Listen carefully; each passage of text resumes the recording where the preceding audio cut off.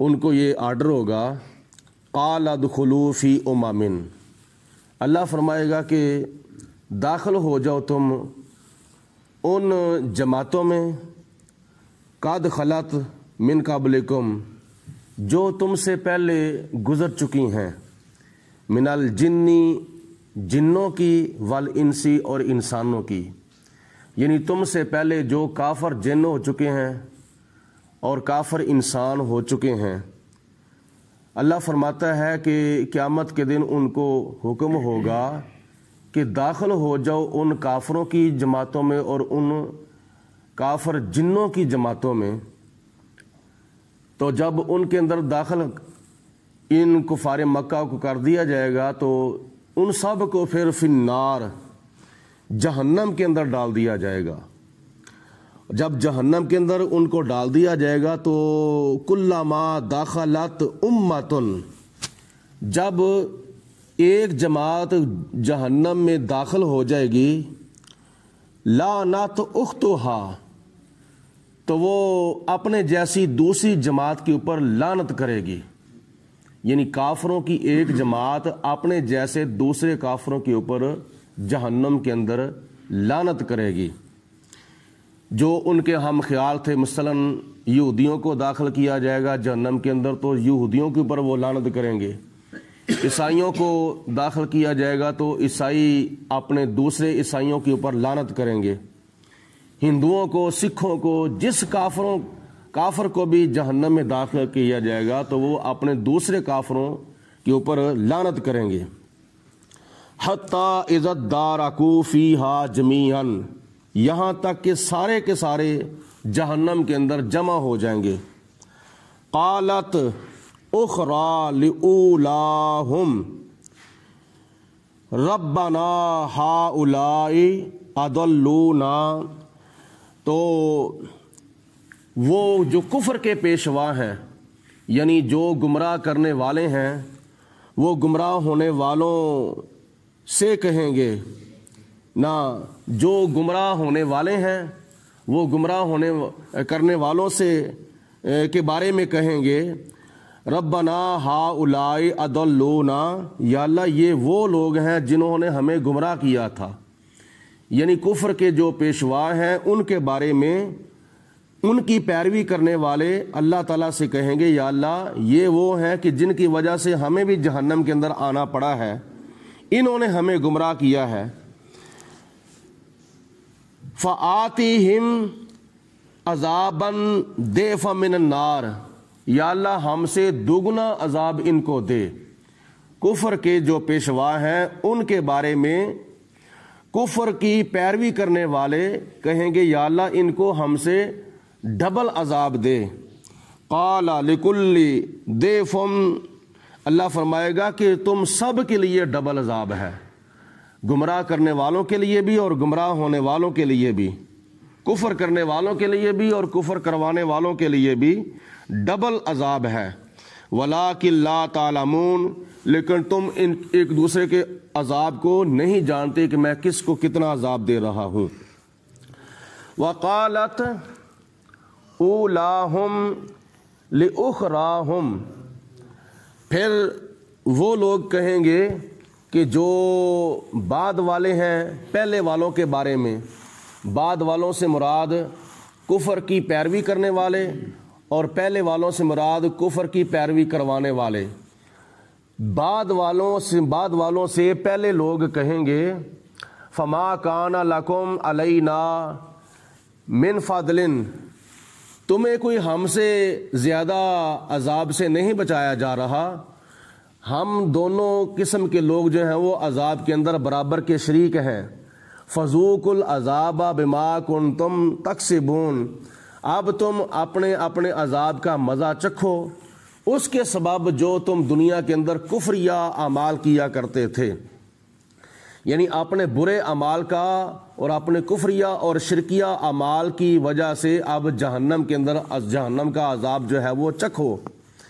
ان الذین کذبوا بآیاتنا، بے شک جن لوگوں نے جٹلایا ہماری آیتوں کو، ان الذین کذبوا بآیاتنا، جن کافروں نے ہماری آیتوں کو جھٹلایا یعنی جھوٹا سمجھا، وَاسْتَكْبَرُوا عَنْهَا، اور ان کو ماننے کی بجائے ہماری آیتوں سے تکبر کیا، لَا تُفَتَّحُوا لَهُمْ أَبْوَابُ السَّمَاءِ، تو ایسے کافروں کے لیے آسمان کے دروازے نہیں کھولے جائیں گے۔ جو اللہ تعالیٰ کی آیتوں کو جھٹلاتے ہیں ان لوگوں کے لیے آسمان کے دروازے نہیں کھولے جائیں گے۔ آسمان کے دروازے نہ کھولنے سے مراد یہ ہے کہ جب مومن کی روح قبض کی جاتی ہے تو مومن کی روح کو بڑے ادب و احترام کے ساتھ اور بڑی تعظیم و تکریم کے ساتھ اللہ کے فرشتے آسمان کی طرف مومن کی روح کو لے جاتے ہیں۔ تو جب آسمان کی طرف مومن کی روح کو لے جاتے ہیں تو آسمان کے دوسرے فرشتے پوچھتے ہیں کہ یہ کس کی روح ہے؟ تو وہ روح قبض کرنے والے فرشتے کہتے ہیں کہ یہ فلاں کی روح ہے، اس کا نام لیتے ہیں۔ آسمان والے فرشتے پھر کہتے ہیں کہ مرحبا، اس کا آنا بہت ہی مبارک ہے۔ اسی طرح ساتوں آسمانوں کے فرشتے اس مومن کی روح کو مرحبا کہتے ہیں یہاں تک کہ وہ جنت میں داخل ہو جاتی ہے۔ لیکن کافروں کی روح کے بارے میں اللہ تعالیٰ فرماتا ہے کہ ان کے لیے آسمان کے دروازے بند ہو جائیں گے، ان کے لیے آسمان کے دروازے نہیں کھولے جائیں گے، ان کی روح کو سجین کے اندر داخل کیا جائے گا۔ مطلب یہ ہے کہ زندگی کے اندر ان کے اعمال آسمان کی طرف نہیں جاتے تھے، مرنے کے بعد ان کی روح آسمان کی طرف نہیں جائے گی۔ کن کی؟ کافروں کی۔ لیکن دنیا کے اندر مسلمانوں کے اعمال آسمان کی طرف جاتے ہیں فرشتوں کے ذریعے، اور مرنے کے بعد ان کی روح جو ہے وہ آسمان کی طرف جائے گی۔ کافروں کے بارے میں فرمایا وَلَا يَدْخُلُونَ الْجَنَّةَ، اور کافروں کو جنت کے اندر داخل نہیں کیا جائے گا، حَتَّى يَلِجَ الْجَمَلُ فِي سَمِّ الْخِيَاطِ، یہاں تک کہ اونٹ کو سوئی کے ناکے کے اندر داخل کیا جائے۔ جس طرح اونٹ کو سوئی کے ناکے کے اندر داخل نہیں کیا جا سکتا، اسی طرح قیامت کے دن کافروں کو جنت کے اندر داخل نہیں کیا جا سکتا۔ ایک اونٹ کا سوئی کے ناکے کے اندر داخل ہونا ناممکن ہے، اسی طرح کافروں کا قیامت کے دن جنت کے اندر داخل ہونا ناممکن ہے۔ وَكَذَلِكَ نَجْزِي الْمُجْرِمِينَ، اور اسی طرح ہم مجرمین کو، مجرم لوگوں کو سزا دیتے ہیں۔ یہ ہے کافروں کا انجام۔ لَهُم مِّن جَهَنَّمَ مِہَادٌ، ان کے لیے جہنم کا بچھونا ہوگا۔ جہنم کے اندر ان کے لیے جہنم کی آگ کا یعنی جہنم کی عذاب کا بچھونا ہوگا۔ وَمِن فَوْقِهِمْ غَوَاشٍ، اور اسی طرح ان کا اوڑھنا ہوگا۔ مطلب ہے کہ جب کافروں کو جہنم میں داخل کیا جائے گا تو ان کا جو بچھونا ہوگا وہ آگ کا بچھونا ہوگا، اور ان کا جو اوپر اوڑھنا ہوگا وہ بھی آگ کا اوڑھنا ہوگا۔ جس طرح دنیا کے اندر ایک چادر نیچے بچھائی جاتی ہے اور ایک چادر اوپر اوڑھی جاتی ہے، گرمیوں کے اندر یہ بستر ہے، اور سردیوں کے اندر نیچے گدا بچھایا جاتا ہے، اوپر کمبل یا رضائی وغیرہ لی جاتی ہے سردیوں میں۔ تو اسی طرح جہنم کے اندر کافروں کا بسترا ہوگا آگ کا، نیچے بھی آگ بچھائی جائے گی اور اوپر بھی آگ کا اس کا اوڑھنا ہوگا۔ تو یہ جہنم کے اندر کافروں کو ایسے عذاب ہوگا۔ وَكَذَلِكَ نَجْزِي الظَّالِمِينَ، اور اسی طرح ہم کافروں کو یعنی ظالموں کو جہنم کے اندر عذاب دیں گے، سزا دیں گے۔ ان لوگوں کے برعکس مسلمانوں کو اللہ تعالیٰ قیامت کے دن کیا کیا انعام عطا فرمائے گا؟